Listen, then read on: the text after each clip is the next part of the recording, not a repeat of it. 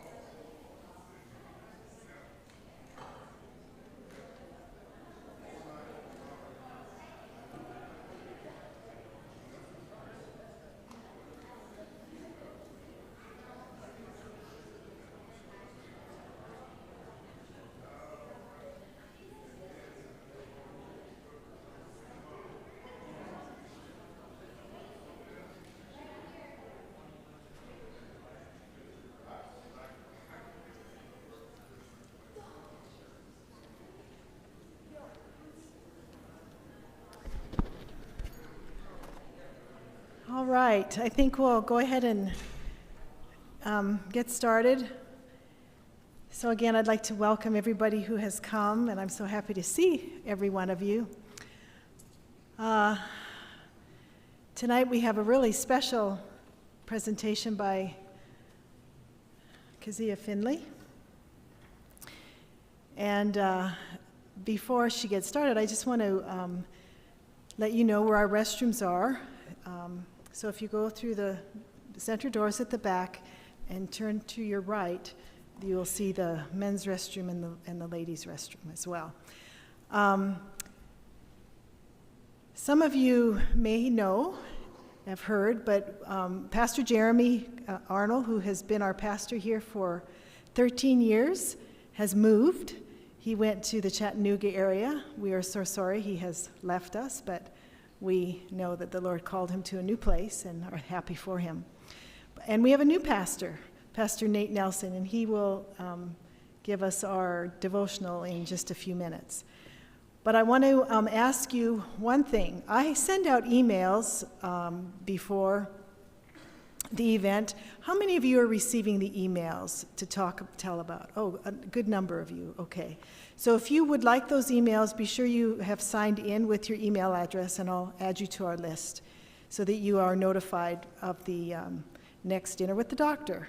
Speaking of, our next dinner with the doctor is by Dr. Robert Kamenetsky. Did everybody get a little card when you registered? Okay. So Dr. Kamenetsky will be talking about Activity, the Wonder Medication.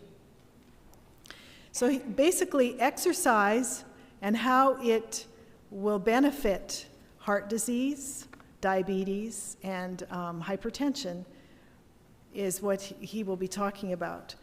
That is a big problem in our country. We have many people in our community with diabetes, with hypertension, with heart disease. So if you know anyone with those conditions, and I would encourage you to invite them to come next time.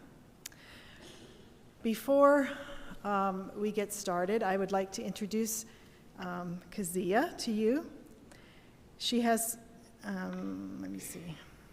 She sent it to me in a text message. So here it is. Okay. So Dr. Kezia Finley has a Bachelor's of Science in Biology and Pharmacy. She went back to school and got her doctorate in pharmacy. She has worked over 13 years as a pharmacist, which includes 5+ years as a medical information specialist and medical writer for 2 different drug industries, and 8+ years of clinical pharmacist experience in hospital pharmacy. She did an extra year of residency specializing in drug information after her postdoctorate degree. Currently, she works as a medical writer for a drug company. So that's who will be speaking to us tonight. So she is well qualified, wouldn't you say? Yes. All right, before she comes up here to present, our pastor Nate will give us some things to think about spiritually first, and then he will have prayer as well.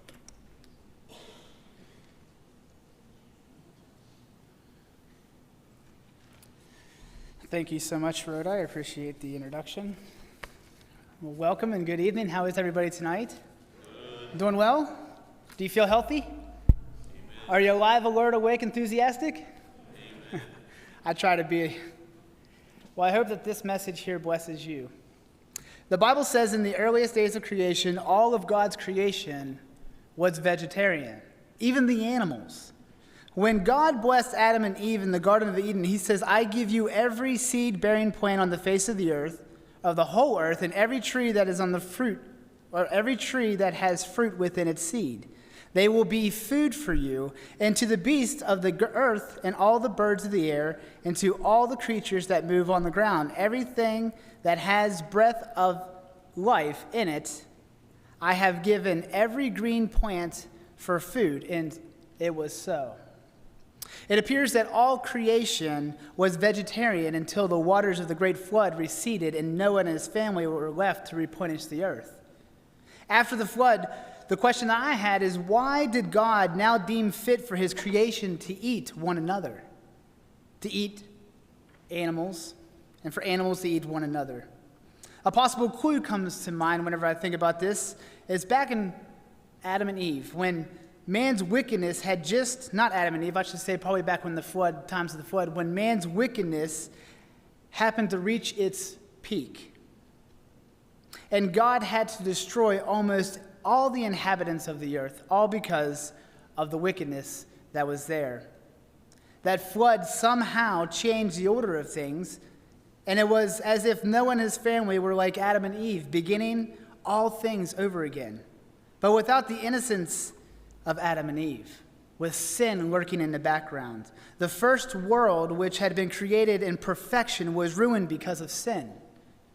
For man to function in the post-flood world, evidently God allowed for meat eating that would become a part of our existence.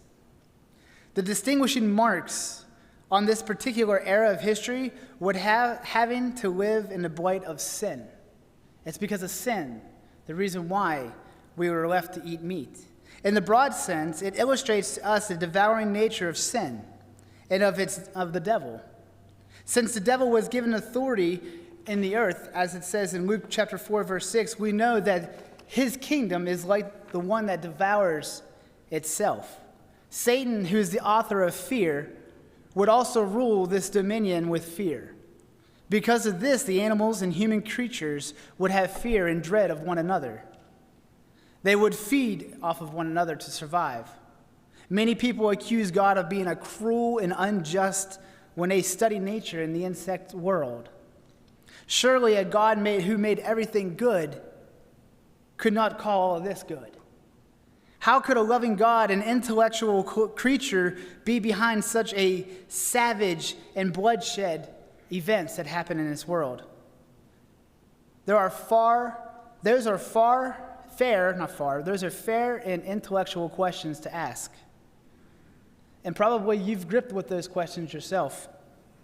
God created everything good, and it was Satan that perverted the order of things. God gave man the authority over his creation, and this is programmed into our character.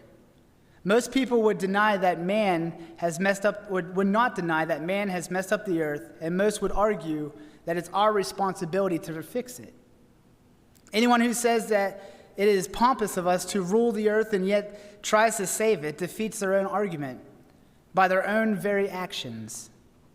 Innately, we know that we have that authority and we act upon it every single day. Yet because of man's chose to sin, he lost the proper position of authority over God's creation. He lost it in the Garden of Eden, and then it appears that he lost even more when God decided to flood the world because of man's wickedness. When man lost his position on earth, it caused all creation to lose its proper position as well. And now everything has been tainted with the perverted character of the wicked one, of Satan himself. Today, many may say, well, Jesus ate meat, so it's okay for me to do so. And yeah, that's right, Jesus did eat meat. For it says in Luke 24, 42 through 43, and they gave him, Jesus, a piece of broiled fish and of a honeycomb, and he took it and did eat before them. Some may say, however, that when Jesus did eat the meat, it was before the modern day of pollution of meat, such as animals being mass raised in indoor living quarters or treated with hormones, overfed in many ways, exploited, and sometimes killed in a very, very evil way. One reason some vegetarians have chosen not to eat meat is because of this very fact of exploiting of the animals with very troublesome manner, with killing them in wrong ways. This exploitation in a manner just displeases God, and for some people, they just can't do it. But for some other people, however, like Seventh-day Adventists who practice a plant-based diet, it's not because of that. It's because when Ellen White received her first vision of December of 1844, a woman who happened to start this church, was a part of starting this church, it concerned the progress of believers towards heaven. Now, this happened in 1844, not too far away from where we are today. There was no mention of a diet, and nearly 20 years would pass before she received heavenly instruction of the subject. And this is what she said. It was at the house of Brother Hillard on June 6th of 1863 that the great subject of health reform was opened up before me in vision. She wrote 4 years later, but those instructions came 15 years after her initial vision on the health, in which the use of coffee, tea, tobacco were prescribed. I have had great light from the Lord upon the subject of health reform. She recalled in 1897, I did not seek this light. I did not study to obtain this light. It was given to me by the Lord to give to others. Her journey to vegetarianism was not an easy path, given her previous attachments to the meat-based diet that they had. In 1901, she wrote, over 30 years ago, I was often in great weakness. Many prayers were offered in my behalf, and it was thought that flesh meat would give me vitality, and this was, therefore, my principal article of diet. But instead of gaining strength, I grew weaker and weaker, and I often fainted from exhaustion. The Lord graciously gave me true light, showing me the injury men and women were doing to the mental, moral, and physical faculties by the use of flesh meat. This was in 1901. Do you think that the flesh meat was tainted like it is today in 1901? Yet she writes this, at once I cut meat out of my bill of fare. While meat was no longer a regular part of her diet, there were occasions in the years that followed when Ellen White and her family consumed some flesh food. By the end of the 19th century, it was entirely absent from her diet. In 1909, her 18th decade of life, she could say, I have better health today, notwithstanding I am 76 years old than I had when I was in my younger days. So in other words, she's saying, because of this vegetarian diet, because of the fact that she doesn't eat meat no more and have it in her diet, she was 76 years old, and she said that she had more health and felt better than what she did when she was younger, all because she stopped eating meat. It's amazing. Of course, Ellen White was not alone in discovering the benefits of a plant-based diet. More than a century after her passing, medical science has caught up with the vision she was given. A report at the National Nutrition 2018 meeting of the American Society of Nutrition revealed new evidence that showed a plant-based diet is linked to a wealth of health benefits, including controlling diabetes and reducing the risk of heart disease. What God showed Ellen White in 1863 has not only been reaffirmed time and time again during these ensuing years, it also harkens back to Genesis 1:29, the Lord's instruction to our first parents. And God said, I have given you every herb that yields seed, which is on the face of all the earth, and every tree whose fruit yields seed. To you it shall be food. Something to keep in mind. God given us this health message because he knows that this health message being a vegetarian, a plant-based diet, is going to carry us further in life. So as I invite Kezia up tonight, I encourage you to take notes, because the information that she has to present to you is gold, and it can help save your life one day, and it can help you to become a healthier and better person. So may God bless you, and let me close out with prayer before Kezia comes up and entertains you with knowledge. Heavenly Father, we thank you so much for the health message you've given us back in Genesis chapter 1. Lord, I know through this sin throughout this world that it has tainted the way that we eat. And there was a time that we did have permission to eat meat. But Lord, you've given Ellen White, a woman back in the 1800s, a message, because you knew that in the end times that we would be able to live longer than others if we follow what you've given her. So Lord, may we follow the vegetarian plant-based diet that you've given us in the Bible, and please bless every person that is here today, and bless Kezia as she presents a message that is your right hand. In Jesus' name I pray, amen. Thank you.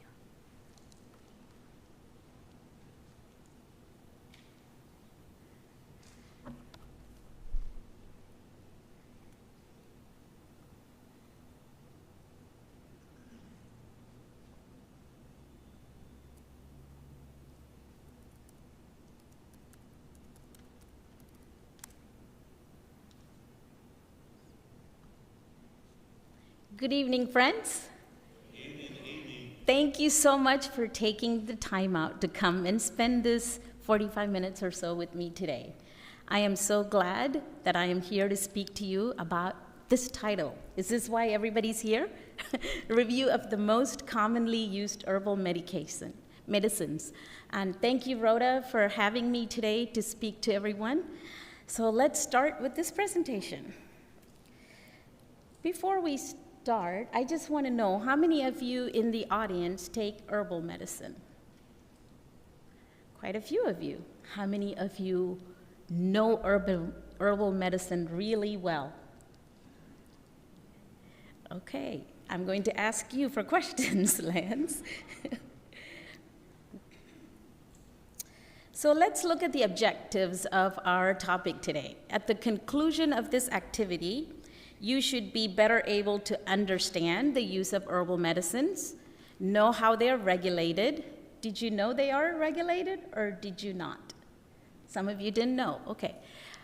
Recognize the potential concerns with herbal medicine and how to safely use herbal medicines. So let's look at the background on herbal medicine. Plants have been used for medicinal purposes long before recorded history. So they were here from creation. God knew that people are going to sin and they might need help. So he had plants to use to treat such ailments. Ancient Chinese and Egyptian papyrus writings describe medicinal use for plants as early as 5,000 years. Most of history, herbal medicine was the only medicine available to treat conditions or ailments. Indigenous cultures such as African and Native Americans used herbs in their healing rituals. They also developed traditional medical systems such as Ayurveda, which is practiced in India, and traditional Chinese medicine use herbal therapies as well. In 1890, 59% of the official recognized drugs were from herbal products in the US. So many medicines that were used, even by drug companies in the beginning, were made from plants.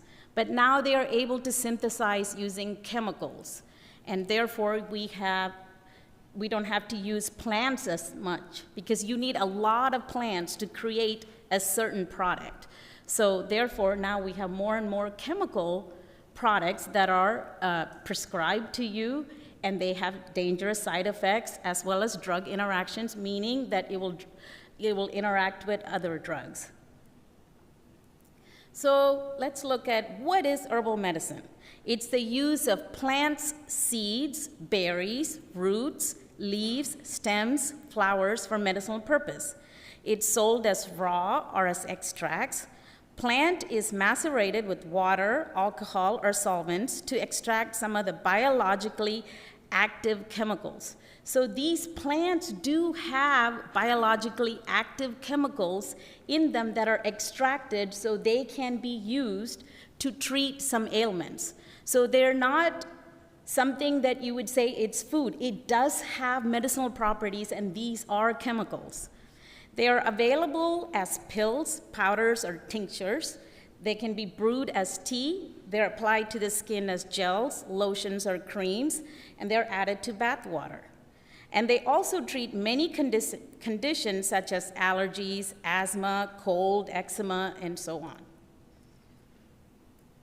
So let's look at the use of herbal medicines. The World Health Organization estimates 80% of the people worldwide rely on herbal medicine for some part of their primary health care.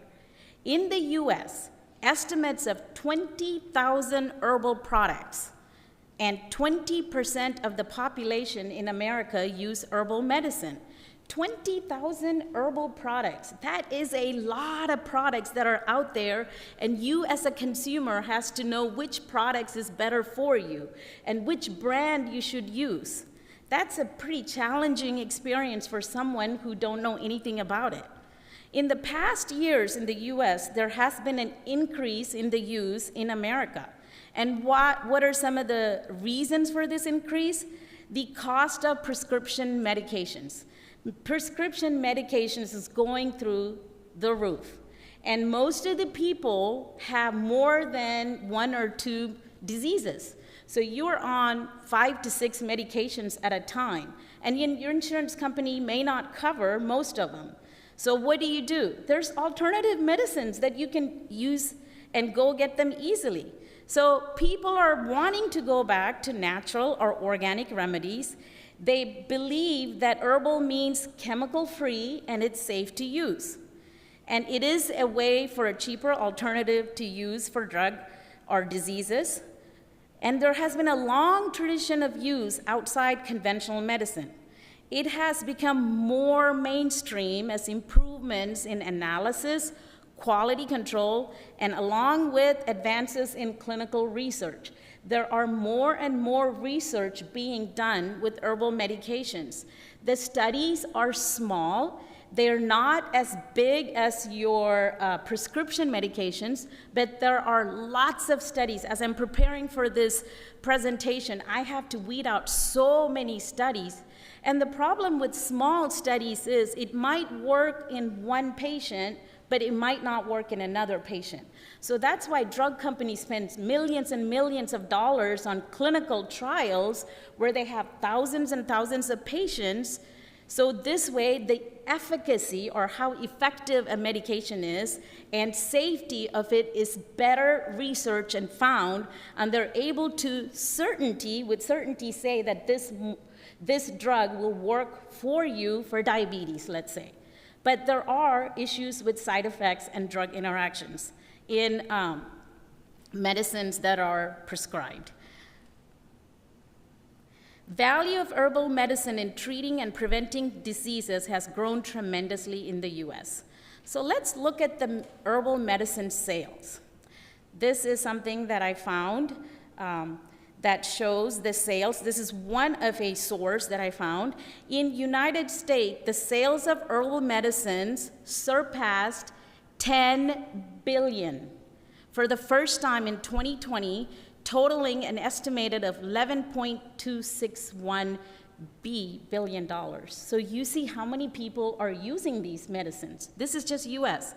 Global sales are 151.91 billion in 2021. So if you can see this graph right here, you can see from 2000 all the way to 2020 that the sales have been going up. Can anyone tell me why there's a sharp incline or a rise from 2019 to 2020? COVID.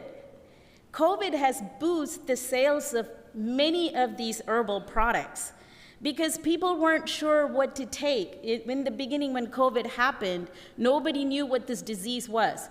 Anytime something comes up, what does everybody do? They want to boost their immune system. So you're going out there and looking for drugs, or you're familiar with what can I do to boost my immune system so I don't catch this, right? So there is a sharp increase and it's continuing to rise. So some of you shook your head whether the herbal medications were regulated or not. So the herbal medicines are regulated. The FDA and the FTC and other government agencies in all 50 states, they regulate the herbal medicine. They regulate dietary supplements. Dietary supplement has its own definition we will look at.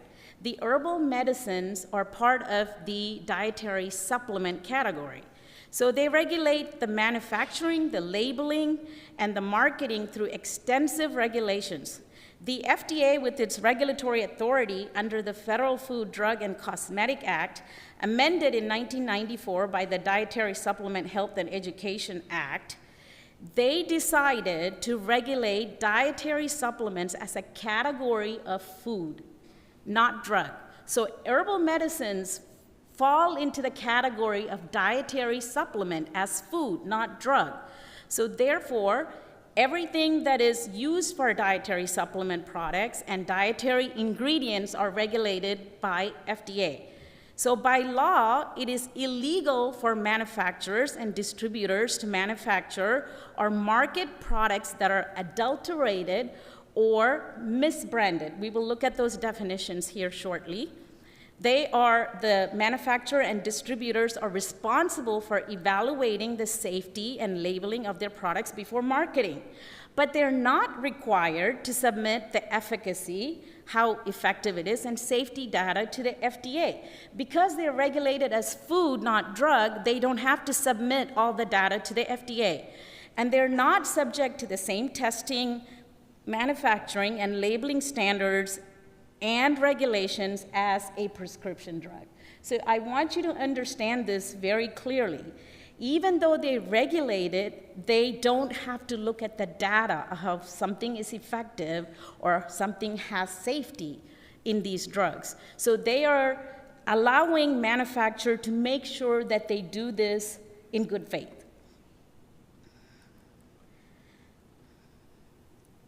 So the FDA has the regulatory authority to remove products against any adulterated or misbranded product after it reaches the market. So if they find out if a product is adulterated or misbranded, they can come and remove those products off the shelf. So what is misbranding? It's claims that these manufacturers make. They cannot say herbal medicines can cure, diagnose, or treat a condition or illness or completely prevent a disease. For example, St. John's wort is useful for treating depression in some cases. The label might say enhances mood, but cannot claim to treat depression. They cannot, that's a false claim. Because it's food, it's not a drug. Adulterated, so there was a 2015 February 3rd issue on Washington Post where GNC, Target, Walmart, Walgreens, they were accused of selling adulterated herbals, which means the bottle of ginkgo biloba, their brand name herbal medicine, contained mustard, wheat, radish, and other substances decidedly non-herbal in nature, but they did not contain any actual ginkgo biloba. So this does happen to a small extent. Few were found to contain herbs shown on their labels, and many contain potential allergens not identified in the ingredient list.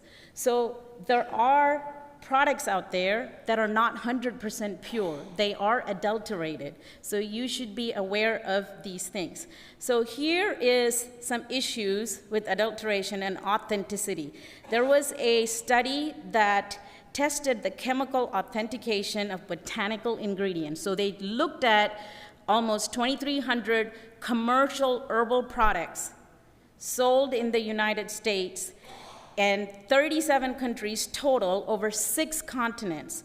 So in the United States, as you can see, it's 746 products, and authenticity was only 73%. So in other words, 73% was effective in authentic in what they said that the product has, and 27% of the medications or the herbal products they tested was adulterated. So they weren't pure, and you can see China, in the United Kingdom, and Italy. So there are many drug products that are being sold in the United States that come from other countries as well. Some people will go to Mexico and they buy drug products, but I want you to be aware that this issue does happen, and you need to be aware of what products or what brands that you buy has the most effective use for it. So let's look at dietary supplement definition. Dietary supplements are products other than tobacco intended to supplement the diet, help improve and maintain your overall health. So what's included in the dietary supplement? Vitamins such as multivitamin, vitamin D, and biotin, minerals such as calcium, magnesium, and iron. Botanicals are herbs like echinacea and ginger. Botanical compounds like caffeine and curcumin. Amino acids like tryptophan and glutamine. Live microbials such as probiotics. So this is the category that herbal medications are under dietary supplement, because like I said, in 1994, they considered all of herbs to be food and not drugs. Okay. Let's look at some of the commonly used herbs. I guess I'm going to speak from this way because my slide is so small here. So let's look at echinacea. It's a purple cone flower. There are 9 species are native to North America, and the 2 specific herb of echinacea they studied are the Echinacea purpurea and Echinacea augustifolia. So it has been used for upper respiratory tract infection and common cold, and there is scientific evidence of benefit in treating the common cold.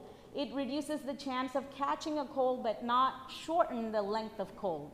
And the safe use is with short-term use, but not long-term. It can cause nausea, stomach pain, and severe allergy in some people.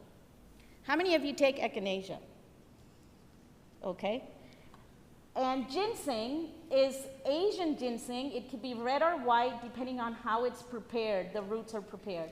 It's native to Far East, and it's from China, Korea, Siberia, and the root is the main part of this that they use to treat these illnesses. It can improve energy and physical or cognitive performance. It improves glucose metabolism, and it lowers the blood sugar. So the part about the energy and physical or cognitive performance, the clinical studies did not show positive evidence. However, it did show positive evidence in improving glucose metabolism and lowering blood sugar. So some of the safety issues were some people had hyperactivity and restlessness from case reports, and the short-term use is 6 months is what it says is to be safe. And some experts recommend against use in infants, children, and pregnant women because there are not a lot of studies in this individual group of children, infants, and pregnant women. And ginkgo, it's one of the oldest living tree species in the world, and it's been used by Chinese medicine. It has a long history of use, and the main ingredient would be the extract of the leaves that shows the benefits for this drug. And its common use is anxiety, diabetic retinopathy, peripheral artery disease, and premenstrual syndrome. And the clinical studies also showed there was not enough conclusive evidence to support the use for this drug. As you see, these herbs contain so many different uses. Because of the way it is used, there's only a small number of clinical trials that are available to say what is effective and what is not effective.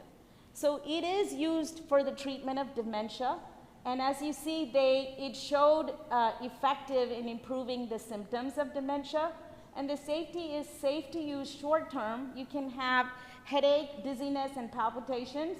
There has been spontaneous bleeding that has been reported with these medications. So if you're using blood thinners like warfarin, it is supposed to thin your blood, and if these herbs can cause bleeding, then you need to be very careful with the use of a blood thinner. So the next commonly used herbal medicines I looked at was ginger. Okay, let me see this way. Ginger, so it's native to parts of Asia, China, and Japan, and India. And it's been used for more than 2,500 years, and the root is where we get the benefits from. As you know, ginger is used in food, cooking, and it tastes delicious, but it also has something in there that helps with morning sickness associated, nausea, vomiting associated with morning sickness, and chemotherapy-induced nausea. It showed favorable efficacy in treating mild nausea and vomiting in pregnancy, and it's also helpful in combination with other anti-nausea medications to prevent nausea and vomiting in chemotherapy-induced nausea. When you are on cancer medication, it's very intense, nausea and vomiting. So they have some benefits in it, but it works better if they were to be used with other medications that help with nausea and vomiting. And also safe to use short term. You can experience some stomach discomfort, heartburn, diarrhea, and mouth and throat irritation in large doses. And the evidence suggests it is safe to use in pregnancy, but in smaller doses, not very, very high doses. And garlic, it's an edible bulb from a plant in the lily family. And fresh garlic and garlic powder and oil They're used to flavor foods. Who doesn't like garlic here? You know, we all love it because, you know, Italian food has a lot of garlic. So it's been used as a blood thinner. It reduces high cholesterol and high lipid levels, and it's also used to reduce high blood pressure. So clinical evidence shows that it is effective in reducing total cholesterol and low density lipoprotein in patients with high levels. So the LDL is your bad cholesterol. So with people that have really high, oh, thank you. Thank you very much. No, I can't. So it was really helpful in terms of patients that had high levels of it.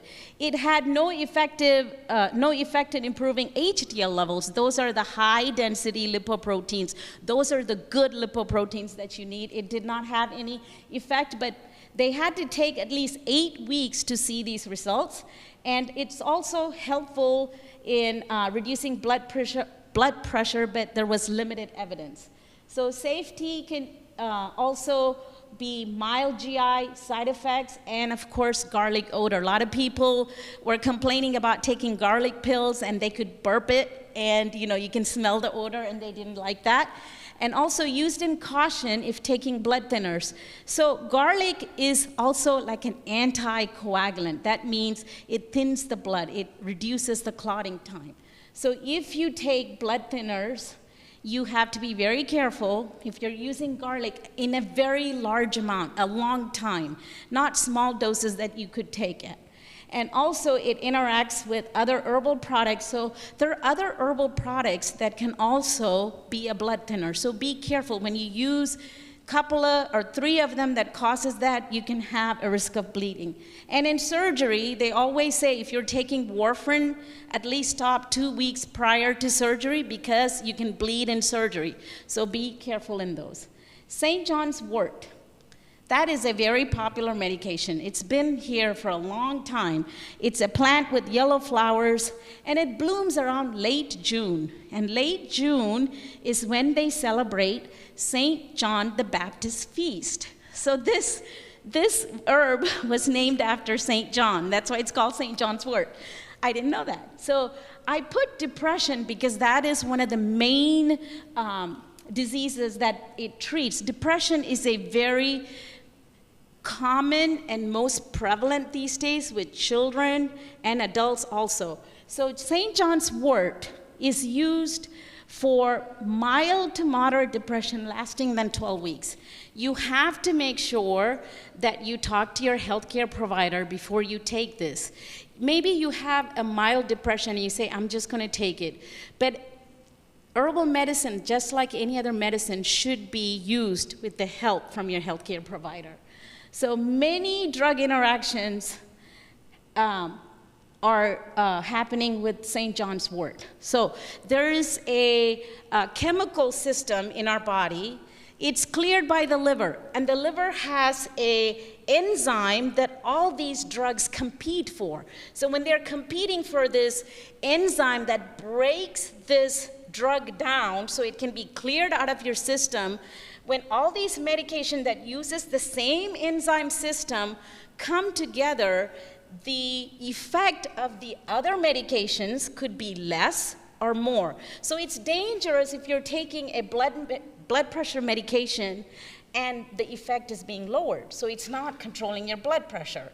So you have to be careful with this medication, especially if you take like birth control pills, other antidepressant, HIV drugs, warfarin, transplant drugs. You want to make sure you get the right dose of these transplant drugs because they are preventing the rejection, right, of these organs. So you have to be very careful.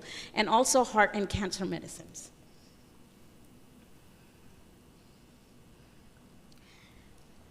Okay, I talked to Larry, and he swears by it that elderberry is on the top of the list. So we have gone through some of the common herbs. For the lack of time, I have focused on some of the common drugs.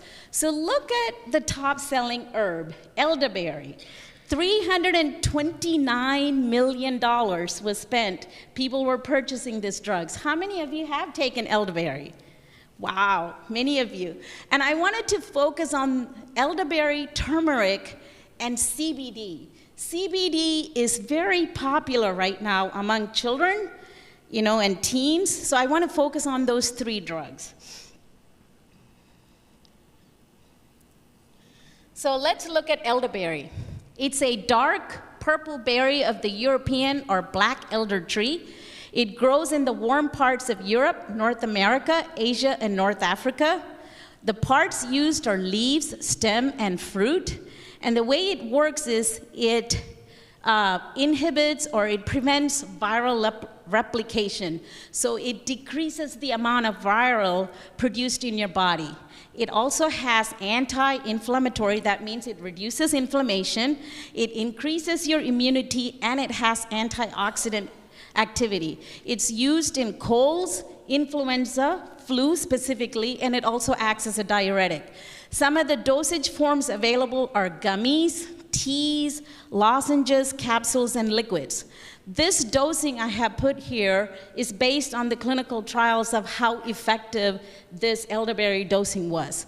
So 15 milliliters is 1 tablespoon of syrup 4 times a day for 3 to 5 days, and this is specifically for the flu. 3 capsules per day, 175 milligram lozenge 4 times a day for 2 days. You take it for 3 to 4 days within 48 hours of the flu to see a benefit. Elderberry has high vitamin C, 52 milligram of vitamin C per cup of fruit. It's high in dietary fiber, 10 grams of fiber per cup of fresh berries. A good source of phenolic acids. They are potent antioxidants that can help regulate blood sugars, and they're also rich in flavonoids, which give the fruits its dark black purple color and are strong antioxidants with anti-inflammatory effects, and they decrease the risk for heart disease. So the elderberry efficacy results. So I looked at the study of 5 studies. They had almost 1,000 patients between the age of 18 to 70. And they looked at specifically influenza or influenza-like symptoms and common cold. And they have stated it may reduce influenza-type symptoms such as fever, headache, nasal congestion, and nasal mucus discharge in adults with acute respiratory conditions when taken within the first 48 hours of symptom onset. Within 2 to 4 days of taking elderberry, most people experienced a 50% reduction in symptoms. And it also can activate your immune system. So what about safety with elderberry? The side effects were rare with no serious events reported if taken short period of time. Nausea, vomiting, stomach cramps, diarrhea, or runny nose happens if you were to take large doses as well as eat everything raw. You cannot eat the elderberry raw because it has toxins in them. So they can cause some nausea, vomiting. So elderberry berries, leaves, and stems and all of that has to be cooked or processed. So therefore, it removes the toxins out of those products. And it's safe in children 5 years of age, but not to exceed after 3 days. And it's not enough reliable information for children less than 5 years of age, and it's used during pregnancy. So drug interactions, we looked at it, it says it boosts your immune system, it increases your immune system. So if you were to take anti-rejection drugs, such as cyclosporin, mycophenolate, and steroids, they're intentionally lowering your immune system. So you don't want to take with that because it's working against it, okay? Let's look at turmeric. Has anyone heard of turmeric? Oh, yes. And how do you guys use turmeric? Do you use it in cooking? All right. And it gives that yellow color. So it's a type of herb belonging to the ginger family, and it's widely grown in southern and southwestern tropical Asia region, like India and China. And the parts used are the rhizomes, that the underground stem. And their uses is for arthritis, respiratory infections, depression, antiseptic, antioxidant, and many others. And the dosage forms comes as capsules or powder. So here's a diagram of turmeric. And the active ingredient is curcumin. As you see, from the plant to the root, and then you have the turmeric, and you have to chemically extract curcumin to be the active ingredient to be used as your medicinal property. So this diagram shows how it works. So if you see curcumin in the middle, it is working as an anti-inflammatory property in IBD, which is irritable bowel syndrome, arthritis, psoriasis, depression, and atherosclerosis. So how it works is it reduces the synthesis of these inflammatory mediators. You see IL-1, TNF, those are inflammatory mediators that causes the inflammation in these diseases. So turmeric, it reduces these inflammatory mediators so it can help with some of the symptoms that you might experience with these diseases. This was a great drug because there were a lot of studies that were available, and if you look at this, all the arthritis that relates to pain, it was very beneficial in using this drug. And also major depression, they saw significant antidepressant effects on it. And atherosclerosis, it did not have enough evidence to use it for that particular disease. And also for psoriasis, even though they looked at 13 studies, the response rate was so low. So they did not recommend it, but if you want to use it, you can see if it would help you. So I am putting this dosage down because turmeric, it's very hard to come up with this dose because the dose can vary between products to products. And as you see, for all these indications, this is where the dose was used to produce a very safe effect as well as a good effect for these diseases. So psoriasis, you see, it's 4.5 grams for 2 months. So even though there is curcumin, the active ingredient, but the dose is going to be different based on the disease state you're treating. So the safety results, the U.S. Food and Drug Administration defines curcumin as generally regarded as safe. Some of the side effects they've noticed with high doses are stomach upset, nausea, dizziness, or diarrhea, and this is to be avoid in these problems. There are many that were out there, and I thought these was important. These symptoms were important. So if you have gallbladder problems, it can worsen, and don't use it if you have gallstones or bile duct problems. If you have bleeding disorders, it slows the blood clotting, so you can have an increase in the risk of bleeding. And liver disease, reports of damage to the liver has been associated with it. And pregnant women, it might cause menstrual period or stimulation of the uterus. So you don't want to use it if you are if you're a pregnant woman. And I'm talking about very high doses and taking it for long periods of time. And surgery, it also slows the blood clotting time, so stop using curcumin or turmeric at least 2 weeks before surgery.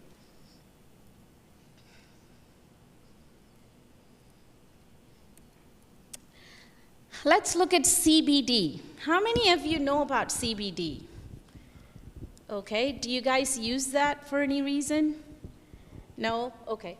I'm bringing this in because the sales have gone through the roof and it's touted in the media as this miraculous drug. And I wanted you to be informed about this drug, if I can call it the drug. So cannabidiol, CBD, is a chemical in the cannabis sativa plant, or cannabis. Over 80 chemicals known as cannabinoids have been found in this plant. Some study says over 500. So I kind of stayed with this 80 chemicals. Tetrahydrocannabinol, which is THC, is the most famous ingredient in cannabis. And you guys know that is for marijuana, and it produces the high effect. So this plant has many chemicals. THC and CBD are one of the two main chemicals in this plant. So THC is your marijuana part of it, and the CBD is the part that we're going to be talking about. So CBD is derived directly from the hemp plant, which is a form of cannabis sativa plant, which only contains small amounts of THC.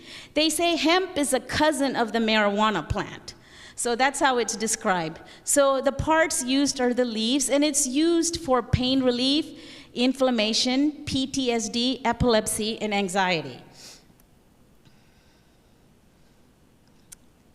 So is CBD legal?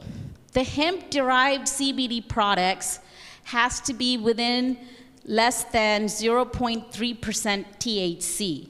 Are legal on the federal level, but it's still illegal under some state laws.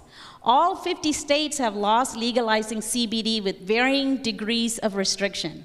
In December 2015, the FDA eased the regulatory requirements to allow researchers to conduct CBD trials. In 2018, the Farm Bill made it legal to sell hemp and hemp products in the United States. So the sales of this exploded after 2018. So how are they available?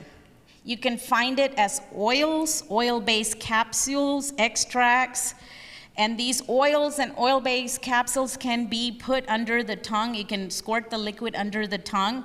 And anything you take orally takes time to go into the system and produce that effect you want after 30 minutes or so. There are gummies with different flavors. There are lotions and creams and salves. They claim that it's good for your skin if you have acne, that these ointments and creams are good for it. They have skincare products, including beauty products and bath bomb. Those are supposed to relax you, so it has some kind of effect for you, and also vaporized liquid. So this is what kids are using to vape. And unfortunately, all the CBD products that should not give you the high that marijuana has, it is tainted with some of the THC. So vaping is the quickest way that you can get this drug into your blood system. It occurs so quickly and is such a high dose that you get this high very quickly. It claims it shouldn't have that effect, but the way they're doing it, it's not being regulated properly, so there are issues with vaping with CBD. So let's look at how effective it is. The FDA has approved one CBD, dosage forms. The FDA has approved one CBD prescription product. Epidiolex contains the purified form of CBD. So there is a prescription drug out there that is approved to treat seizures associated with two rare and severe forms of epilepsy called the Lennox-Gastaut syndrome and Dravet syndrome. So there is a prescription drug that is pure CBD that's out there. So let's look at the efficacy. So there was a review of 362 citations that were published between 2000 and 2019. And it is good for pain and inflammation, and it's also shown some decrease in the intensity and the symptoms of post-traumatic stress disorder, and it also helped with anxiety by reducing symptoms. So it does have some benefits out there. So, and let's look at some safety results. It can have drowsiness, lightheadedness, nausea, diarrhea, dry mouth, and may cause damage to the liver. There are reports of liver damages out there with this CBD. So drug interactions, it can interact with other herbal products, over-the-counter medications, and prescription drugs as well. And potentially serious interactions can happen with CBD because it tend to work on that same enzyme system we talked about. So they are all competing for this for the breakdown. So warfarin, a common blood thinner, it can cause more bleeding or it might not work when you want to have that effect. There's amiodarone, a heart rhythm medication, so it can reduce it or increase its effect, and thyroid medications, those are so closely dose-related, it might affect the use of levothyroxine and some of the medications for seizures. You do not want to mess with medications for seizures because they need to be there for its use that it is there for. So it can interact with those drugs. So here's where I talked about safety. A recent study of 84 CBD products bought online showed more than a quarter of the products contain less CBD than labeled, and THC was found in 18 products. So these were at a high level that shouldn't be there. So people are going crazy with this product thinking it is safe, and there's so many shops out there selling CBD and it's natural and it's safe. So please be careful. If you want to use CBD, please talk to your healthcare professional if you want to use it. So that concludes my herbal medicine part of it. So I wanted to review this with you. As you saw, herbal medications are regulated as food, but they do have biologically chemical active compounds that acts as a drug. So who are some of the people that should avoid herbal medicines? People taking other medicines. If you have heart disease, if you have diabetes, if you have severe diseases that you're taking 3 or 4 medications, please be careful. Please tell your doctor you're taking this medication because there are side effects. There are drug interactions on some of these herbal medicines. People with serious health conditions such as liver and kidney diseases.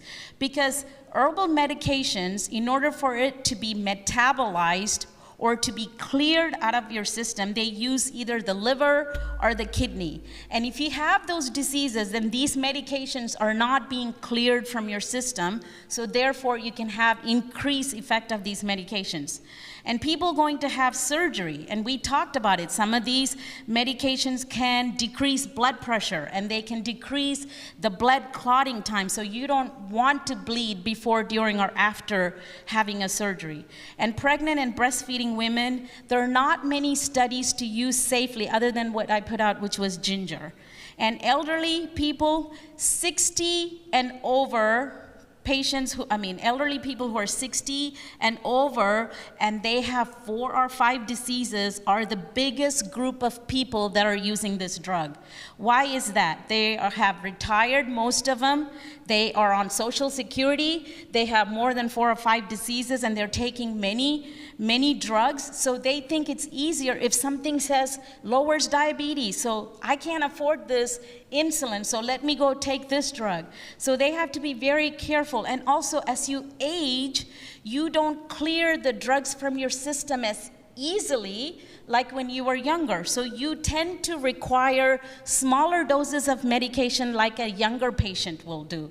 So it's very, very important that elderly patients, when they're taking herbal medications, to consult with your doctor. And children should not be reaching out for these herbal medications, even though they're gummies or such. There's not many studies that have shown that it's been helpful in children. Some of them are, like elderberry we looked at.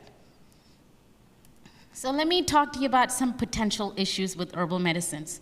We saw that it can interact with prescription, over-the-counter, and other herbal medicines. They can cause a bad reaction or side effects. Lack of studies that are positive or negative for the efficacy of most herbal medicine. Lack of evidence does not indicate a lack of benefit. Just because there aren't any trials, clinical studies out there, that doesn't mean this drug might not work. It's just we need better studies. Current regulation of herbs does not ensure the available products are safe.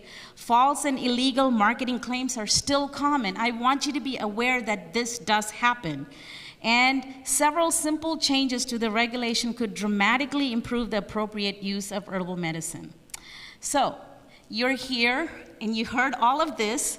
There are side effects, there are efficacy, there are drug interactions. So I want to give you some safety tips on how to use herbal medications. Educate yourself by consulting with your physician, your pharmacist, maybe there's an herbalist, and the manufacturer for information. Follow instruction on the label and never exceed the recommended dose.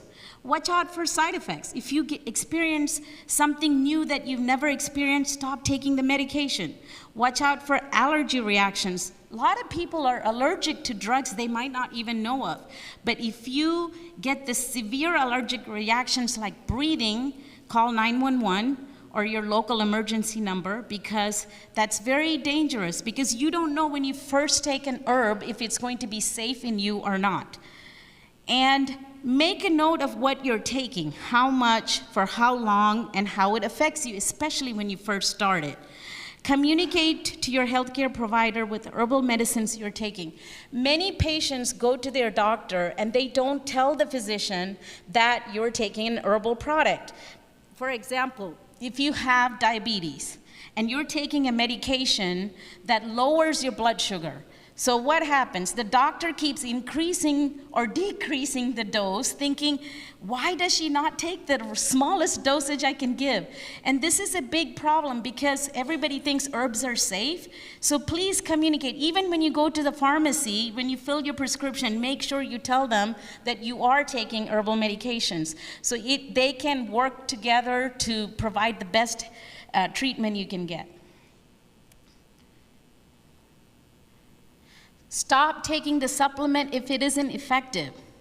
They are not meant to be used long term. Some of these herbs are for short term, like if you have a cold, take your echinacea. But Larry, you said you've been taking elderberry for how many years? I don't know where he's sitting. For like 4 years? For a year. 4 years, okay. So he's an exception. He is so healthy, and you can attest to it. There are some people who take ginger or garlic, and they attest to, it works for me, so I'm not going to give, which is fine. However, make sure these side effects do exist, and if you ever experience one of those, then stop taking the medications. Okay, research the company. They should not make outlandish or hard-to-prove claims. The label should give information about the standardized formula, side effects, ingredients, directions, and precautions. The label information should be clear and easy to read. There should be a toll-free telephone number, an address, or a website address listed so consumers can find more information about the product. Did you know the FDA website issues regular alerts and advisories for these medications? So you can always go to fda.gov and look at what herbs that they are talking about, what has been confiscated or adulterated. So it's a good resource that you have, you can go and look at. And finally, choose your brand wisely. Stick to brands that have been tested by independent sources like consumerlab.com. And use reputable websites. I'm also listing fda.gov and the NCCIH.gov. That is the National Center for Complementary and Integrative Health, which is a division of the National Institute of Health. So I used a lot of their information for this presentation as well. So if you have a brand new drug you're interested in, you can go online and Google it. There's WebMD as well. There is plethora of information. If you put a drug in and you hit it, there's like thousands and thousands of pages of information available. So how do you weed through all of that? So these are some reputable websites you can look at. And finally, based on 2021 US News and World Report, there was a Pharmacy Times annual survey that published Nature Made is the #1 pharmacist recommended brand. 50% of the pharmacists recommend Nature Made. I'm not recommending, I'm just telling you what's out there that they felt like it's a reputable brand. And as you see, Nature's Bounty and other, they did not say which other was, Nature's Blend, Pure Encapsulations, and Sundown. And these are some of the top brand names or brands that they recommended for herbal products. So before I use this time for any Q&A that you might have. I use herbal products. That's the first thing I go to when I'm sick for my children, but I also know what's safe for my family and what's effective for my family. And I hope you know that as a pharmacist and someone that I give information to the public, I'm giving you information for safety and efficacy on how to choose your herbal products wisely. They are effective. Some may not be. It might work for you, it might not work for the others. So think of this presentation today, and remember there are issues like adulteration, and it is being regulated. So I hope if you use one of these herbal products, choose wisely and safely. Thank you. If you want to ask a question, can you please come to this mic so that, or I can bring the mic to you. I can do that. Which brand do I use? I use Nature Made, and I also use some of the organic products like Gaia, G-A-I-A-A. That's one of the products I love. If the herbal medication is not treating let's say for cold, and it's not working, and you might have some infection that might have to use a prescription drug. So think of 3 to 5 days to give you some of the things that you might come across, like a cold or influenza or things like that. They have a role as a complementary use for conventional medicine. Herbal medicine should not be replaced for other medications for very serious diseases, because there's a role for prescription medication for diseases, but herbal medicines can be an additive part of it for short term. So once again, please talk to your healthcare professional and let them know if you are taking some herbal medications. Any other questions?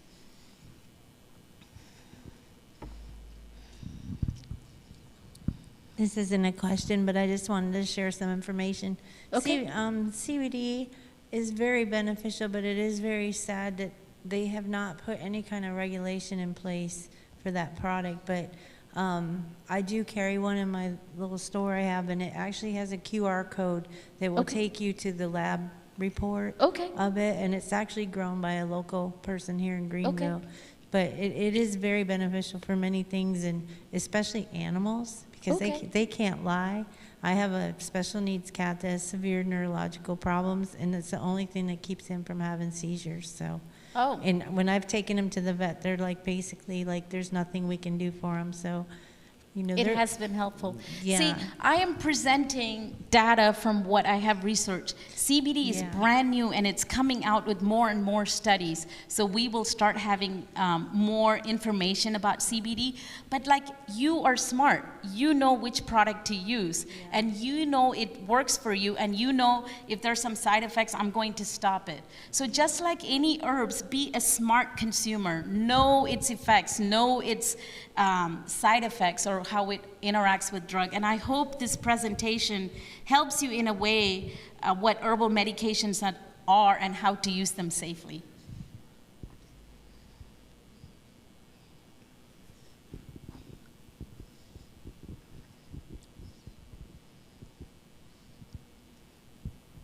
So my question is in reference to turmeric. I've heard that if you use like a pinch of cayenne pepper, it can increase the effects of turmeric by about 1,000%. Do you know anything about that? About pepper? The cayenne pepper. Cayenne like pepper. specifically I cayenne know pepper. it works as a anti-inflammatory effect. It's used in pain. So herb in its whole form, without being dried and gone through a chemical process, is probably more beneficial. I don't know much more than I know it's used as an anti-inflammatory to decrease pain. So anything outside of this, I can look it up and I can give you the information. So if you have come across anything that works in your favor and it's safe to use, please continue to do so. But also be aware of there are some side effects and interaction that can take place. Yes.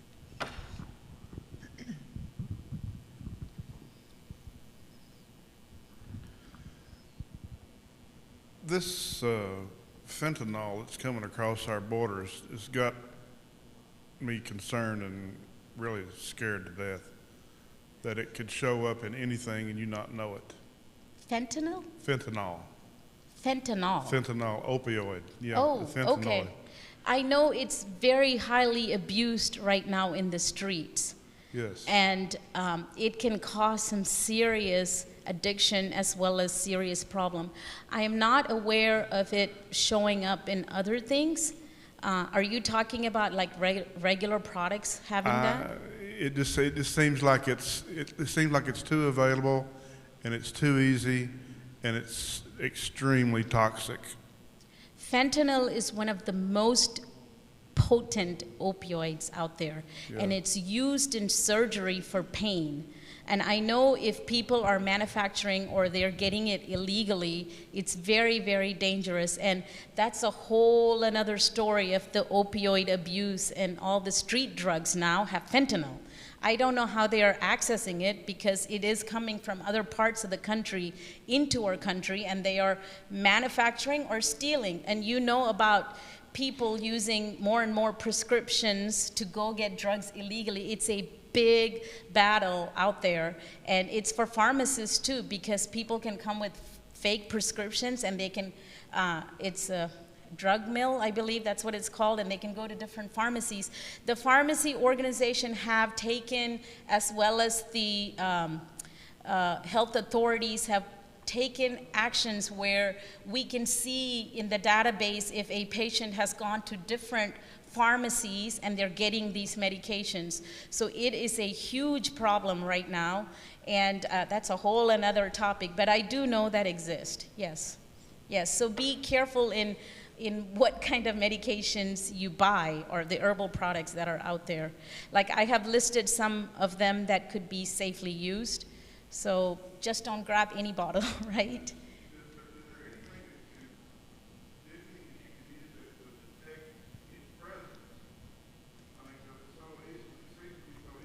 It also doesn't stay in the blood that long. It's cleared very quickly. So fentanyl has its purpose in using for pain, mostly in surgeries. You will not get fentanyl prescribed to you at home.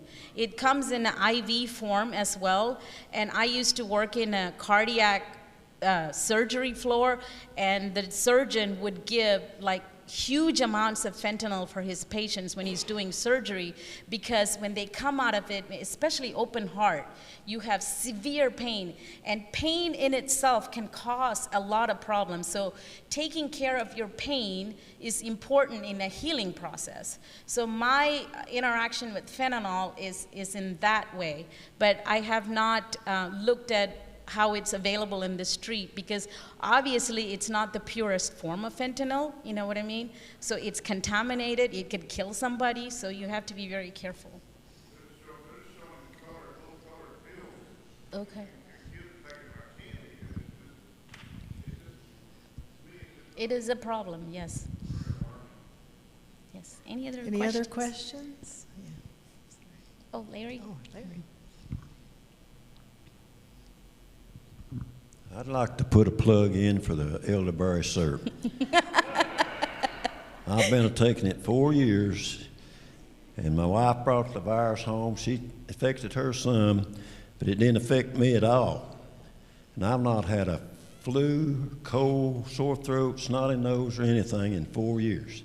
Okay. So I take a tablespoonful each night with about that much orange juice, and I'm a believer in elderberry syrup. And you know what, Larry? You get the most sun also, like your daughter said.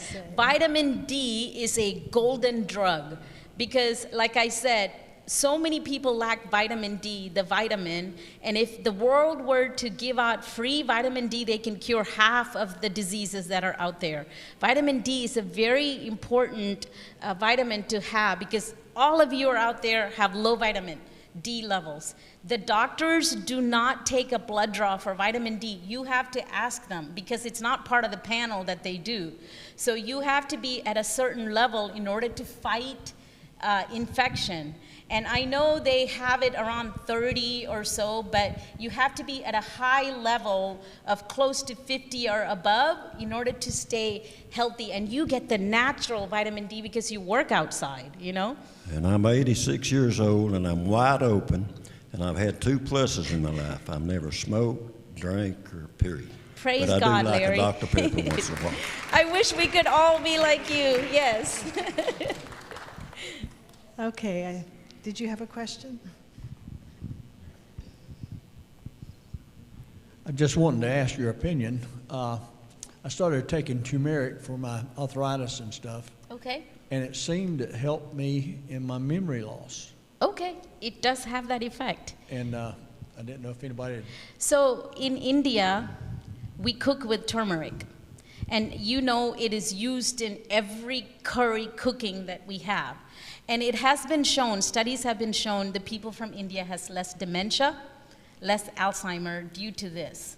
Like I said, it might have some effects on dementia, like improving your memory. If something is working for you, make sure you let your doctor know, and also remember the side effects of high doses. One of the things with turmeric is, I don't know if you guys know what a bioavailability means. When you take a drug, maybe you can absorb 50% or more.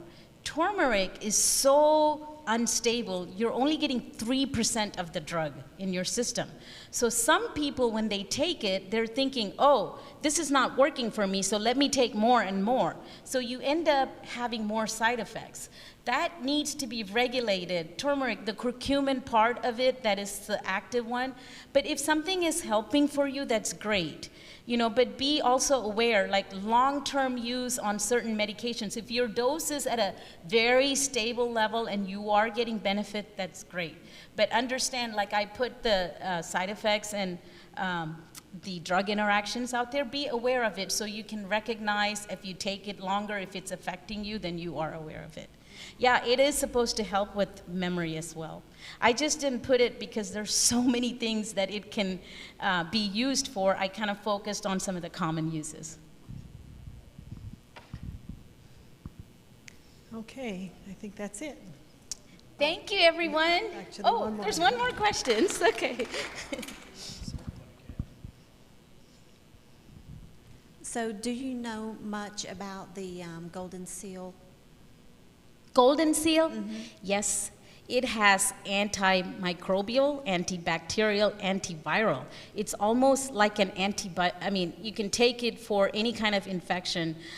Golden seal and echinacea are sold in a combination product.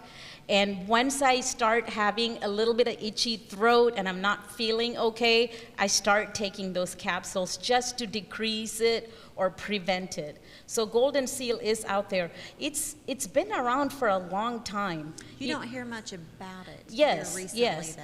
I know there are products that are available that they sell it as combination product, and I didn't focus on it because it kind of lost its popularity as more and more new drugs are coming. So the commonly used one you saw, it's been around for a long time. So I do take golden seal, and sometimes in my children, as soon as I start feeling worse, I take 2 capsules. And they say you can take it every 2 to 4 hours in a day and see how you feel. So yes, it has all 3 properties, you know. So I would like to share Okay. that I have a 22-year-old daughter that just turned 22 a couple of days ago. When she was a baby, she was hospitalized with the RSV virus. Oh, okay. And she actually caught it 3 times. Okay. They told us that she would grow up as a weakling, basically, because her immune system was compromised now. Yeah. And she would have breathing problems. Oh, wow. Okay. So we treated her with echinacea and golden seal and Okay. orange juice. And she grew up to be one of the fastest runners in her not just in the girls, but there was Sure. only one boy in her classroom that could outrun her. Wow. She became a basketball player, softball player. She was in everything, and she has absolutely no health issues right now. Sure. So we kind of combated that. So just wanted to let you guys know it Yes, does and- help some people, You know, it Right. may not help others, but it Sure. did help her. RSV is a virus, so golden seal, it also has antiviral properties as well as bacterial. So thank you for sharing that. Yes. Okay, well, let's bring an end to our evening. Thank you so much, Kezia. welcome. That was wonderful. It's a Let's pleasure get- being here. Thank you so much for everyone.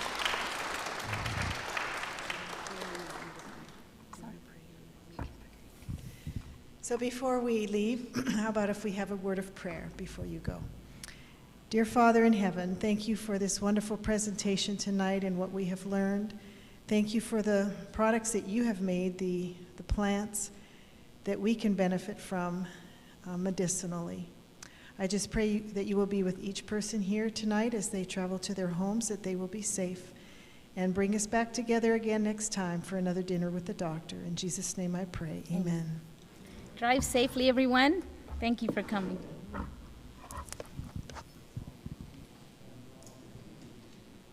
Thank you for coming all that way.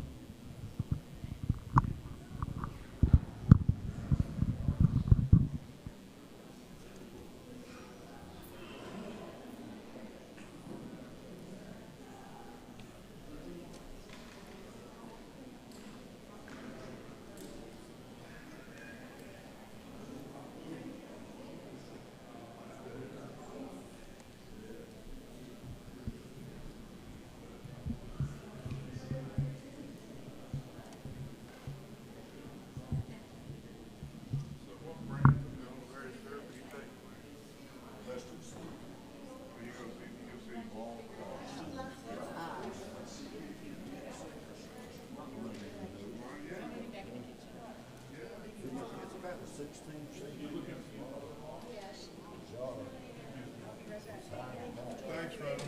Thank you.